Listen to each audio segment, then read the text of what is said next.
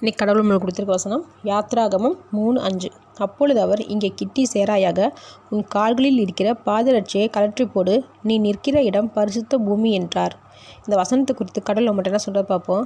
தேவன் மோசேக்கு வெளிப்படுறாரு. அப்போது அந்த இடத்துல இருக்கிற மோசேவை பார்த்து செருப்பை கழற்றி போடு, இது பரிசுத்த பூமின்னு சொல்கிறாரு. சாதாரணமாக இருந்த இடம் தேவன் வந்ததும் அது பரிசுத்த பூமின்னு ஆகுது.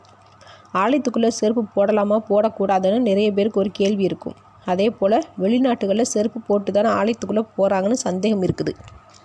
சரி, இப்போ செருப்பு எதுக்கு போடுறோம்? கல் முள் குத்தக்கூடாது, எந்த அசுத்தத்தையும் மிதிச்சிடக்கூடாது, வெயில் காலத்தில் கால் சுடக்கூடாதுன்னு போடுறோம்.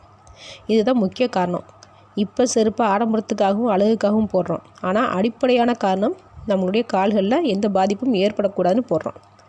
வெளிநாடுகளில் குளிர் பிரதேசத்தில் அவங்களால ஷூ இல்லாமல் வீட்டுக்குள்ளே இருக்க முடியாது. அதனால் அவங்களுக்கு அது பழக்கமாகவே மாறிடுச்சு.